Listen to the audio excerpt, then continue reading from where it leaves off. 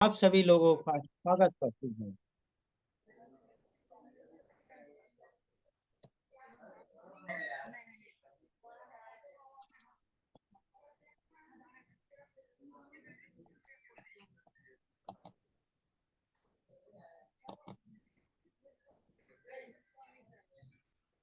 यह मेरा डिक्लेरेशन है जो देश के सभी नागरिकों के लिए प्रस्तुत रहता है।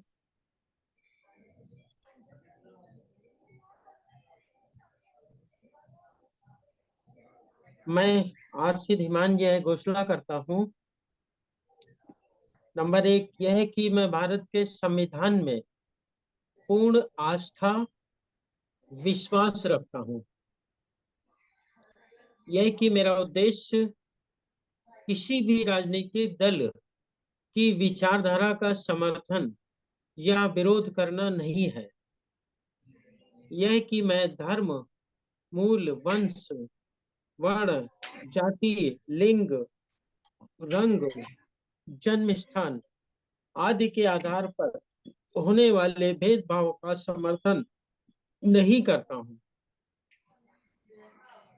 यह कि व्यक्ति के संवैधानिक अधिकार और मानवाधिकार, समता, स्वतंत्रता, बंधुता और गरिमा का प्रबल समर्थन करता हूँ। यह कि विधिक अज्ञानता को दूर करने तथा विधिक अधिकार और विधिक कर्तव्यों का बोध कराने के उद्देश्य से निशुल्क, बिना किसी आर्थिक लाभ के, जनहित में विधिक ज्ञान प्रदान कर रहा हूं।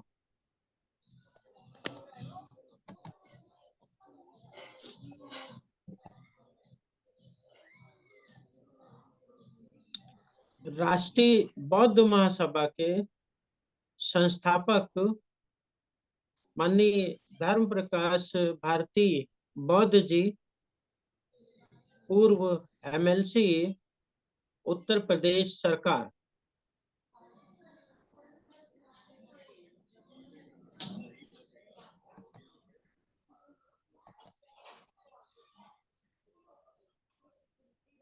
और राष्ट्रीय बौद्ध महासभा के कार्यवाहक अध्यक्ष माननीय बादल सिंह बौद्ध जी।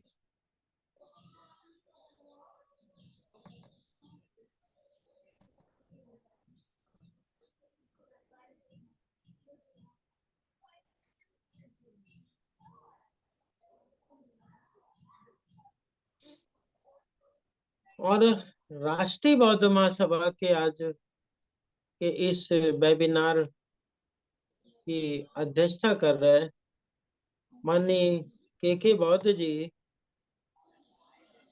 राष्ट्रीय कार्यकारिणी सदस्य बिहार, राष्ट्रीय बौद्ध महासभा। और संचालन की जिम्मेदारी माननीय चरणदास प्रजापति जी, प्रदेश संगठन सचिव मध्य प्रदेश आरबीएम जी के कंधों पर थी, परंतु सिग्नल के अभाव में वर्तमान समय में माननीय करदम जी संचालन कर रहे हैं। भारत देश के अंदर राष्ट्रीय बौद्ध महासभा के राष्ट्रीय, प्रांतीय, जिला स्तर के पदाधिकारीगण, कार्यकर्तागण एवं देश के अंदर उपासक, उपासिकाओं और भारत के नागरिकों,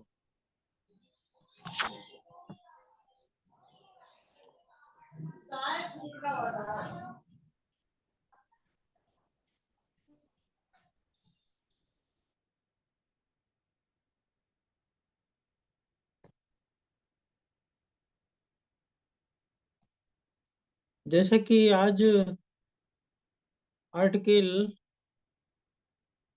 175 पर चर्चा होनी है। इससे पूर्व आर्टिकल 173 पर चर्चा हो चुकी है।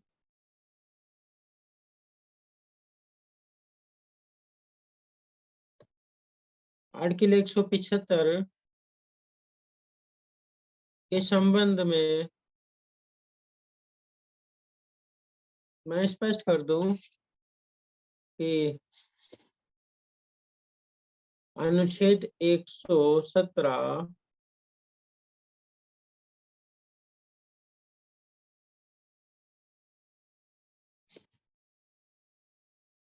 अनुच्छेद 117 ने 175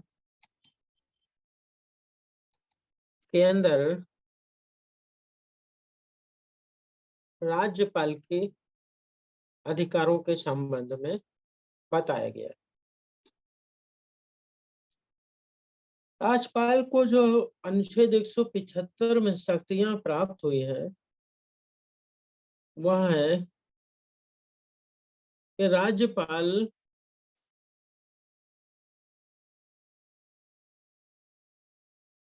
किसी राज्य का राज्यपाल, राज्यपाल मतलब किसी राज्य का कोई राज्यपाल है मान लो, वह अपने राज्य के विधानमंडल के अंदर दोनों ही सदन आते हैं, विधानसभा और विधान परिषद। तो राज्य के राज्यपाल राज्य की विधानसभा को या विधान परिषद को एक एक करके अथवा दोनों ही विधानमंडल को एक साथ संबोधित कर सकते हैं। कहने का मतलब है अगर किसी प्रदेश के अंदर, जैसे उत्तर प्रदेश है, उत्तर प्रदेश के अंदर 2 सदन है, द्विसदन व्यवस्था है विधानमंडल में। एक है विधानसभा, दूसरी है विधान परिषद। तो राज्यपाल को अगर कोई ऐसा जो है प्रदेश है जिसमें दोनों सदन है, तो राज्यपाल चाहे तो एक एक सदन के की जो को संबोधित करें, या चाहे तो दोनों ही सदनों को इकट्ठा बुला करके और संबोधित कर सकते हैं। और उस प्रयोजन के लिए सदस्यों की उपस्थिति की आवश्यकता हो सकती है। अब जब राज्यपाल संबोधित कर रहे हैं तो विधानमंडल को कर रहे हैं जिसमें विधानसभा और विधान परिषद शामिल है। तो विधान परिषद और विधानमंडल का आशय यही है कि उसके सदस्य वहाँ होने चाहिए। तो जो है अगर विधानसभा के को संबोधित कर रहे हैं तो विधानसभा के सदस्यों से अपेक्षा की जाती है कि वो सदन में हो, और यदि वह विधान परिषद को संबोधित कर रहे हैं तो विधान परिषद के सदस्यों से भी अपेक्षा की जाती है कि वो वहां पर उपस्थित हो। अगर ज्वाइंटली दोनों को इकट्ठा संबोधित कर रहे हैं तो फिर दोनों के सदस्यों का उस विधानमंडल की मीटिंग में होना आवश्यक होना चाहिए। इस तरीके से अनुच्छेद 175(1) यह स्पष्ट करता है कि विधानमंडल को राज्यपाल द्वारा संबोधित किया जाएगा और उसमें उनके सदस्यों की उपस्थिति की आवश्यकता है। इसके आगे चलते हैं।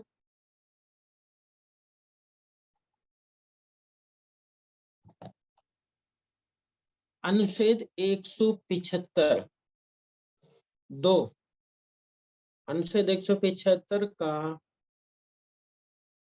सेकेंड पॉइंट कहता है कि राज्यपाल राज्य के विधानमंडल के सदन या सदनों को संदेश भेज सकते हैं,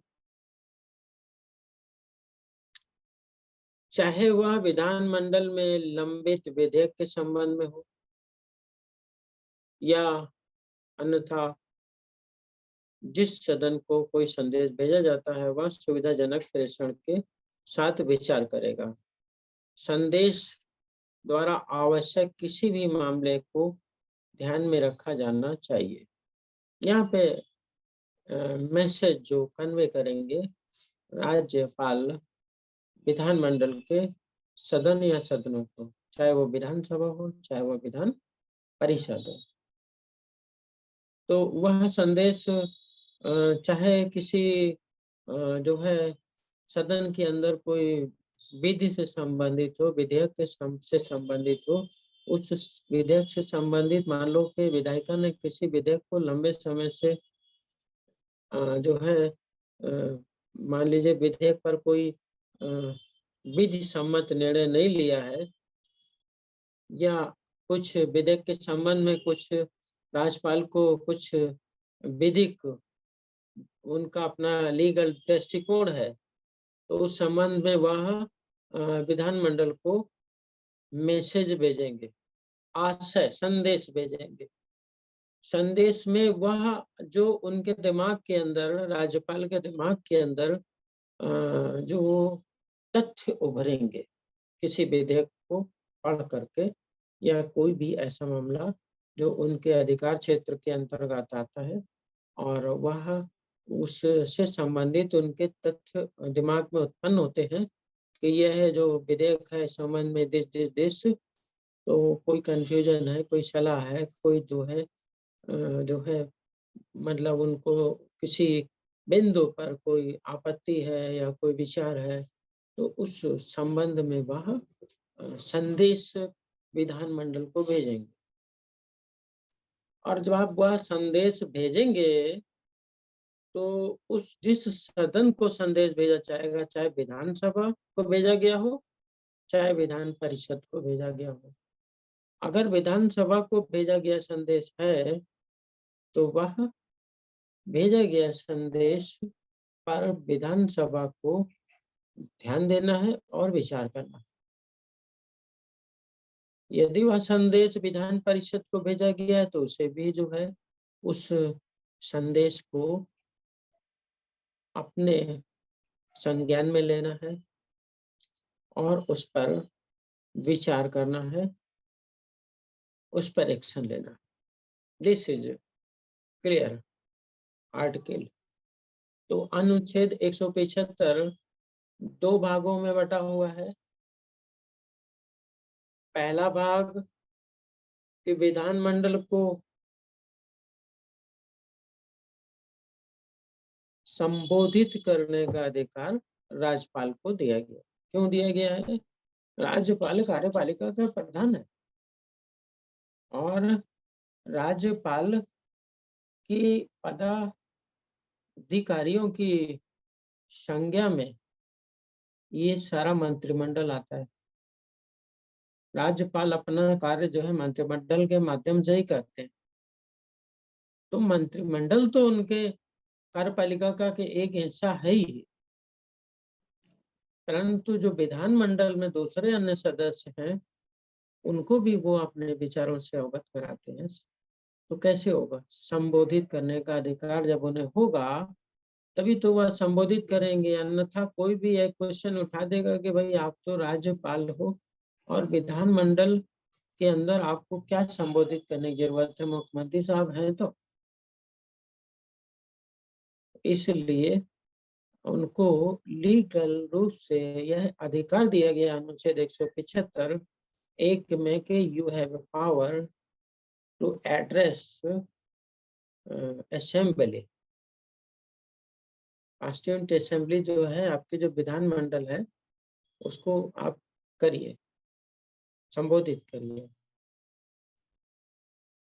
और संबोधित जो वो करेंगे अनुच्छेद 175 2 में, तो वह दोनों सदनों में जिसको भी संबोधित करेंगे वह विधि से संबंधित मामलों पर जो भी उनका विचार होगा, वो जो भी उनकी सोच होगी, जो भी उनके दिमाग में तथ्य आएगा, उस तथ्य पर विधानमंडल ध्यान देगा, उस पर विचार करेगा और उस पर कार्रवाई करेगा।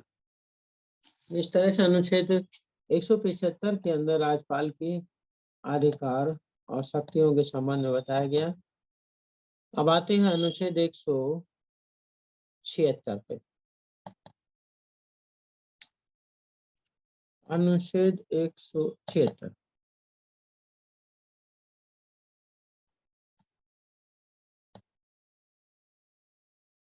तो अनुच्छेद 176 राज्यपाल का विशेष अभिभाषण से संबंधित है।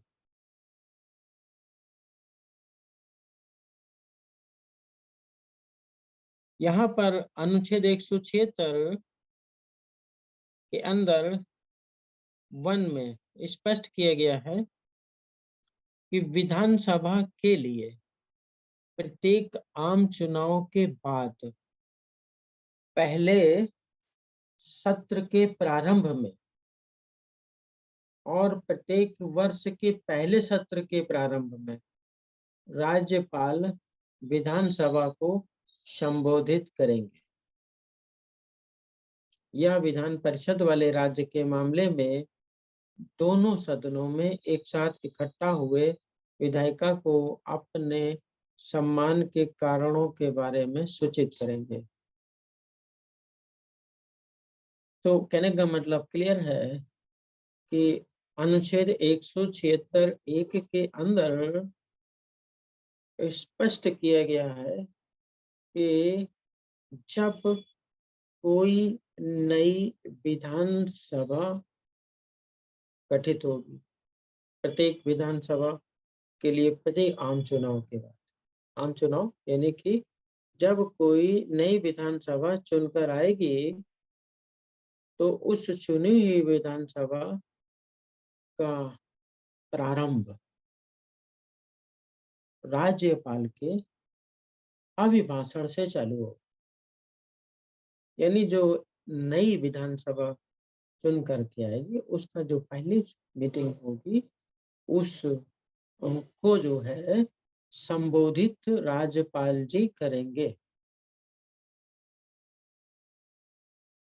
एक पॉइंट हो गया, राज्यपाल का अधिकार हो गया कि भाई जब भी विधानसभा गठित होगी तो हम अपना संबोधित करेंगे, जो भी हमें बताना है in the interest of the constitution, in the interest of the law, in the interest of the rule of law, जो भी स्टेट के इंटरेस्ट में है, इंटरेस्ट ऑफ द डेवलपमेंट,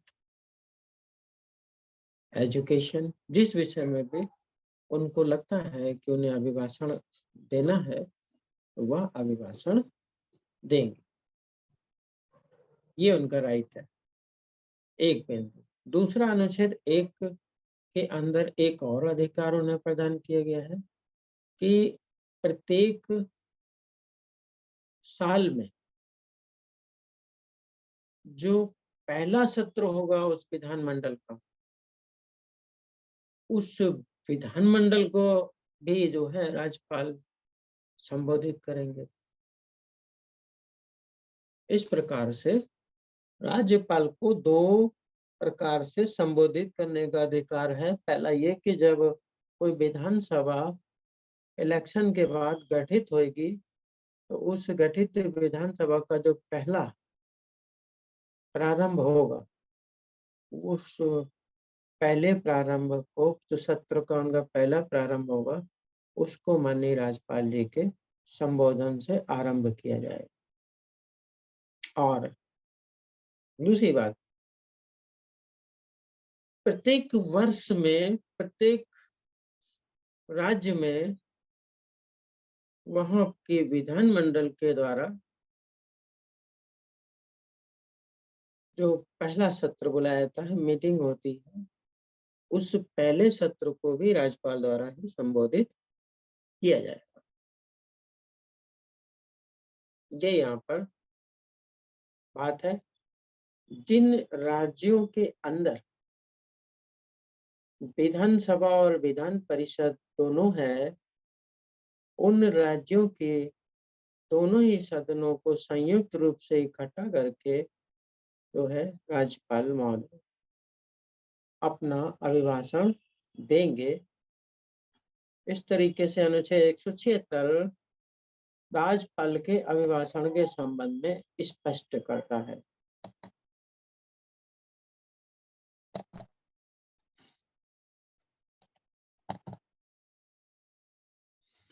अनुच्छेद 176 राज्यपाल का विशेष अभिभाषण, इसके अंदर पॉइंट नंबर 2 है।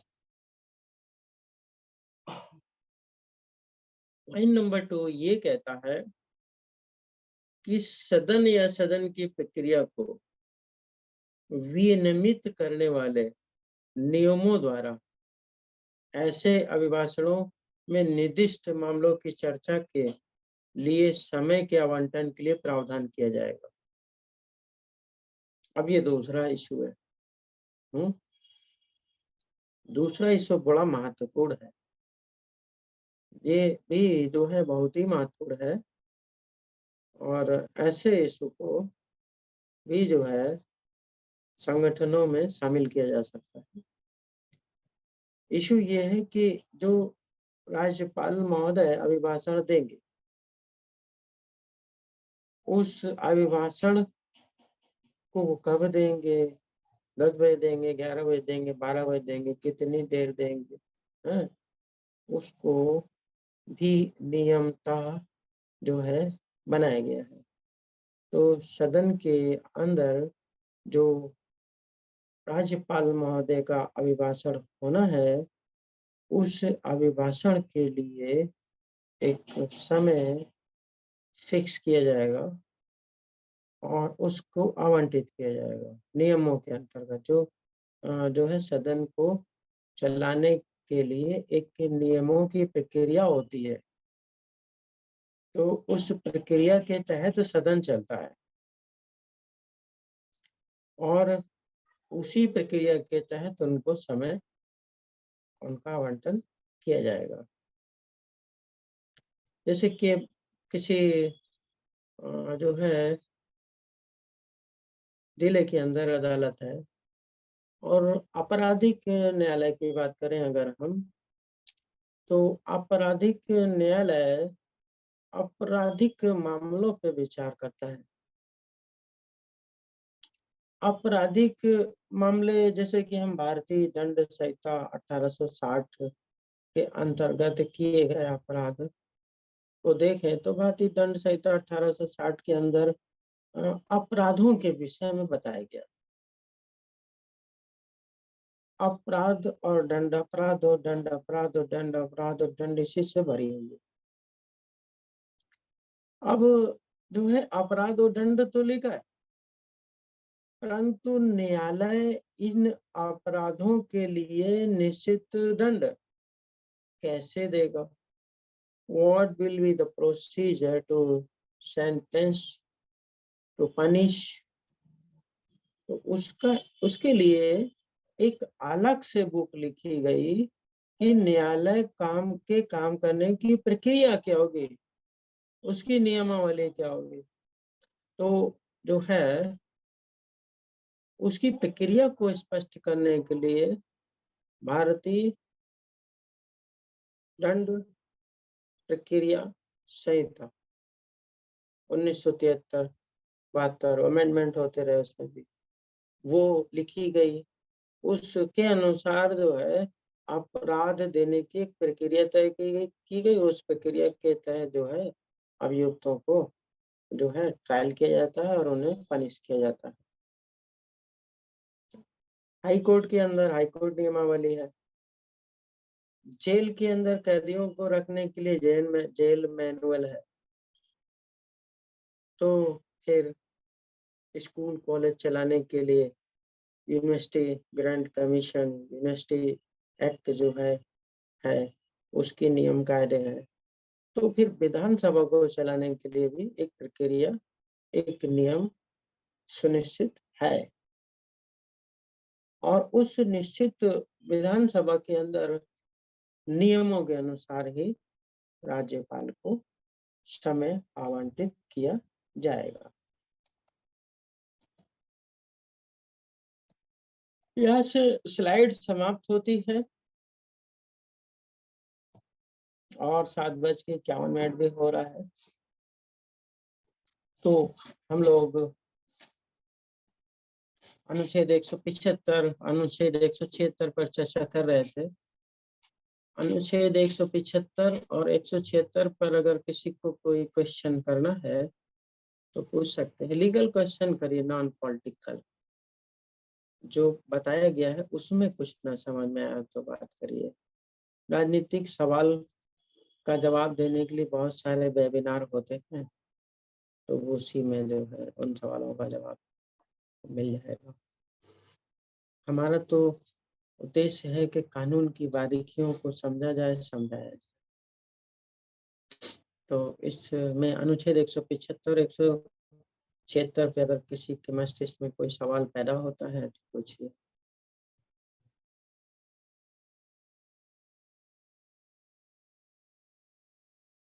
और नहीं हो रहा है तो कोई बात नहीं, फिर टाइम हो रहा है, अग्रिम कार्रवाई आरंभ करिए। मैं यहीं से अपनी बात समाप्त करता हूँ। जय भीम, नमो बुद्धाय।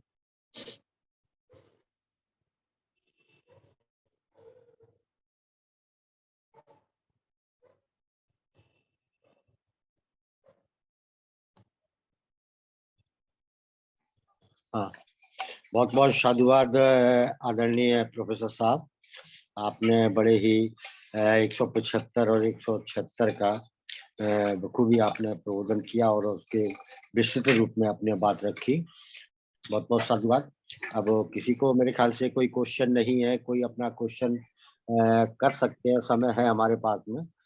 तो 5 मिनट में कोई जो है, नहीं तो फिर हम आदरणीय आज के अध्यक्ष महोदय आदरणीय के बॉस साहब को आमंत्रित करेंगे कि वो आए और अपना अध्यक्षीय उद्बोधन प्रस्तुत करें। आदरणीय के बॉस साहब।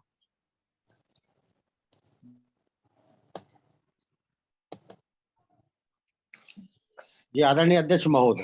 हेलो जी, आवाज आ रही है? आ रही सर, आवाज आ रही सर। अच्छा ठीक।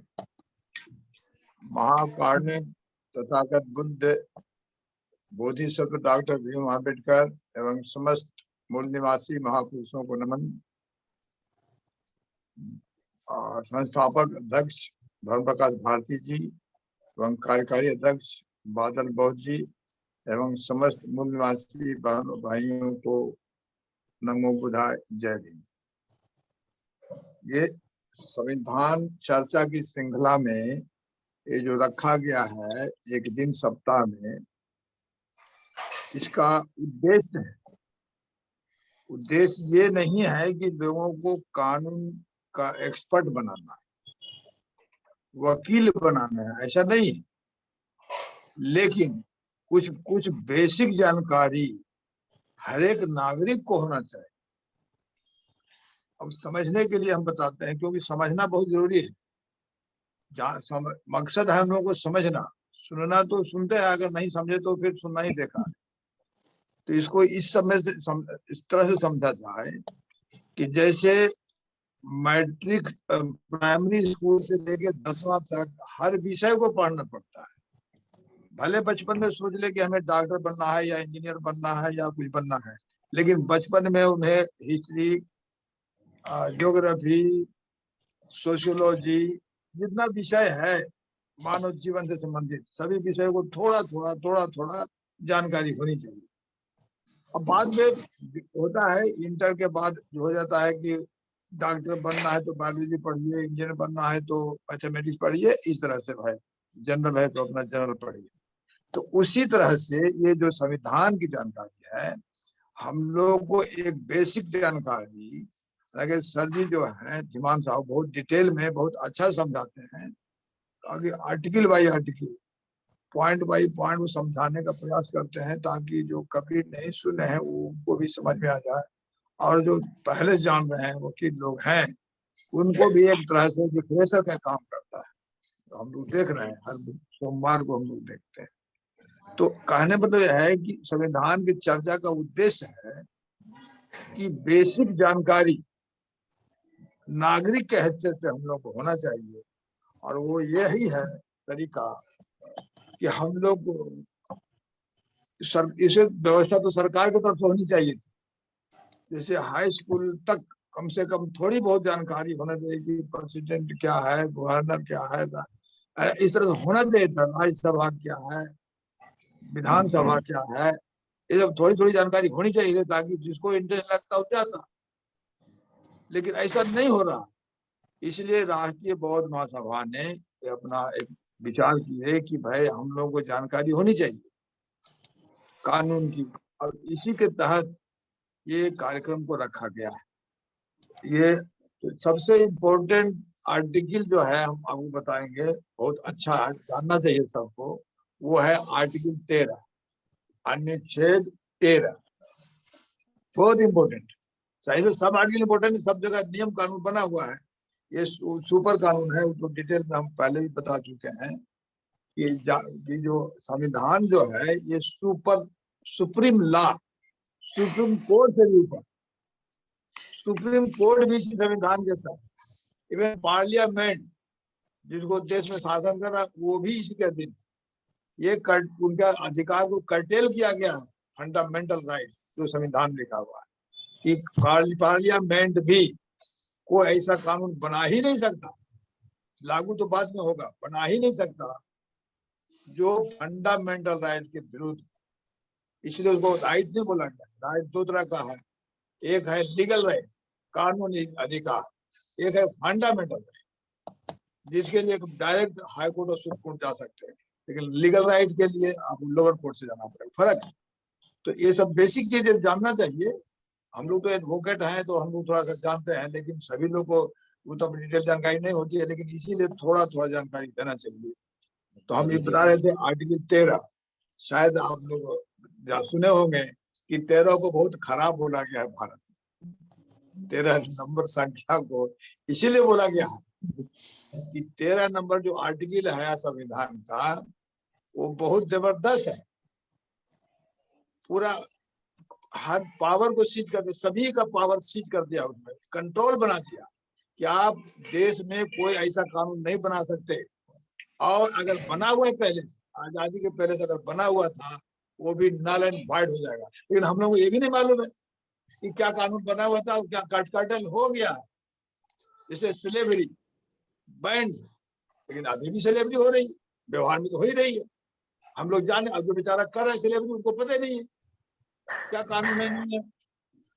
तो इस तरह से हम लोग को समझना आजा रूढ़िवादिता, जितना भी रूढ़िवादिता है, जो पहले हिंदू हिंदू बोल रहे थे अब सनातन बोलने लगे हैं लोग, ये भी एक प्रचार हो रहा है, क्योंकि हिंदू से लोग सब चिढ़ गया, हिंदू सब अब हेट होने लगा है, इसलिए अब उन लोग एक अलग शब्द निकाले हैं सनातन का। खैर, तो कहने मतलब यह है कि जितना रूढ़िवादिता है वो सब नल एंड वॉइड हो चुका है, लेकिन हम लोग जिनको खत्म करना है उनको मालूम नहीं किया है, नहीं है।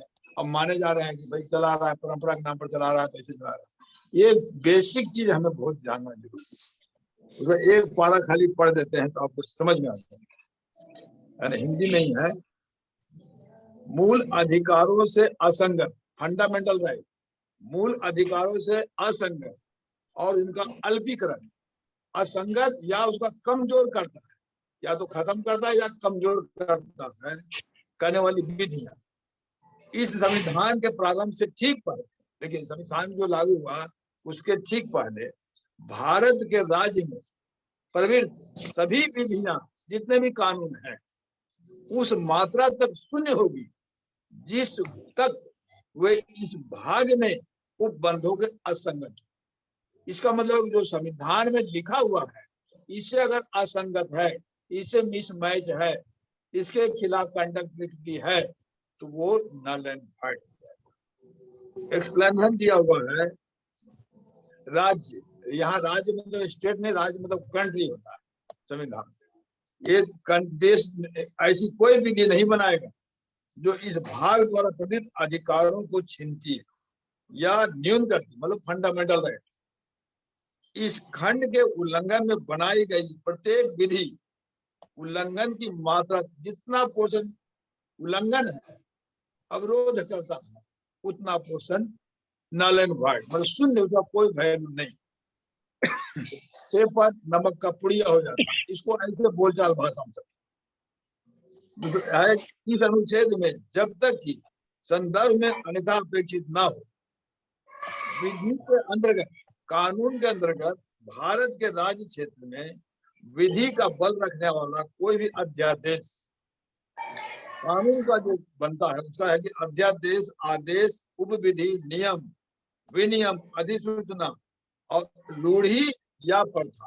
अगर सरकार आजादी के पहले मतलब संविधान लागू होने के पहले अगर कोई अध्यादेश था, आदेश था, नियम था या अधिसूचना जारी हुआ था या कोई रूढ़ी है या प्रथा है, ये सब नल एंड वाइड, खत्म।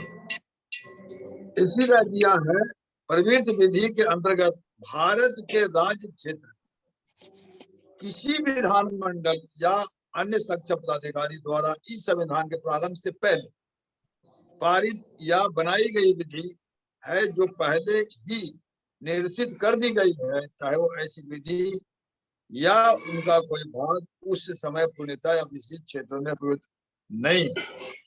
इस अनुच्छेद का कोई बात अनुच्छेद 368 के अधीन ये तो विश्लेषण दिया है वो विशेष करके भगवान है, लेकिन मकसद यही है कि हम लोग जो रूढ़ी में चल रहे हैं ये कानूनन रद्द हो चुका है, लेकिन हम लोग को जानकारी का अभाव है, इसीलिए हम लोग उसी को फॉलो करेगा। और शेष अभी जो भिमान साहब हैं वो बहुत ही अच्छे तरह से बताते हैं, चैप्टर बाय चैप्टर पता, उनका सीक्वेंस है बहुत अच्छा है। लेकिन हम लोग बेसिकली ये जानना चाहिए कि जानने का फायदा क्या होगा। फायदा ये होगा कि नॉलेज इज पावर, ये बॉडी पावर नहीं है, नॉलेज इज पावर। जिनके पास जितना नॉलेज है, जिस रेशियो में नॉलेज है उसी में उनको पावर दिया जाता है या मिलता है। तो इस तरह से हम हर नागरिक को इतना नॉलेज होना चाहिए ताकि हम लोग, पुलिस ऐसे आया अचानक पुलिस घुस जाएगा, बोलेगा हम अरेस्ट करते हैं, तो ये हम लोग को मालूम है बिना वारंट को नहीं कर सकता।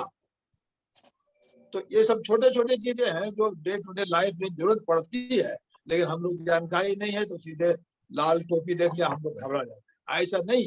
इसलिए हम लोग आस पास जो भी जहाँ है कंसर्न पर जो वकील वगैरह मिलते हैं उनसे भी डिस्कस करते रहना चाहिए।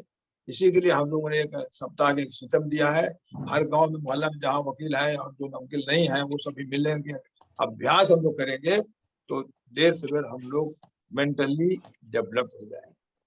इसी के साथ हम सभी को धन्यवाद देते हैं। नमो बुद्धाय, जय हिंद। बहुत बहुत साधुवाद आदरणीय अध्यक्ष महोदय जी। आपने बहुत ही एक भाग 3 के जो मूल अधिकार का जो 13 अनुच्छेद है उस पर अपनी बात रखी। वास्तव में ही वो अनुच्छेद संविधान बनने से पहले की जो भी विधियां थी, नियम थे, कानून थे, मान्यताएं थी, वो सबको शून्य करता है और वो अधिकार छीनता है संविधान से पहले का। तो ये बहुत महत्वपूर्ण अनुच्छेद है। तो बहुत बहुत साधुवाद आपको, जो है आपने अपनी बात रखी। अब आभार व्यक्त करने के लिए और सभ्य सत्ता के समापन हेतु में आदरणीय कार्यवाहक अध्यक्ष बादल सिंह बहुत साहब से अनुरोध करूंगा कि वो आए और आभार व्यक्त करने की कृपा करें। आदरणीय बादल सिंह बहुत साहब।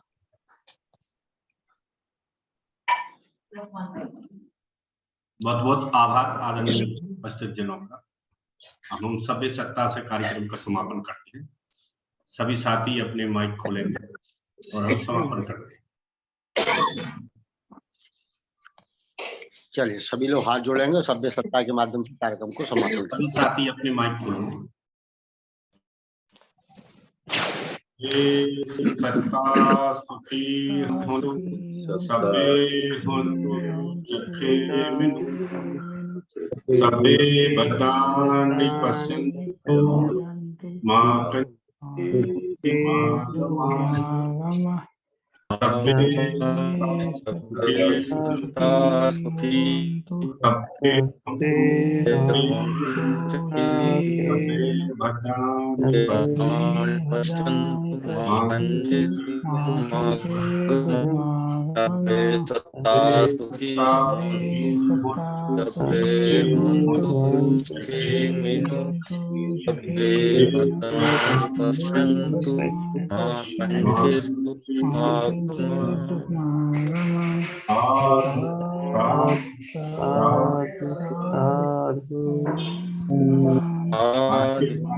हम कंटिन्यूअसली सभी आदरणीय जनों का सादर आभार। नमो बुद्धाय जय भीम।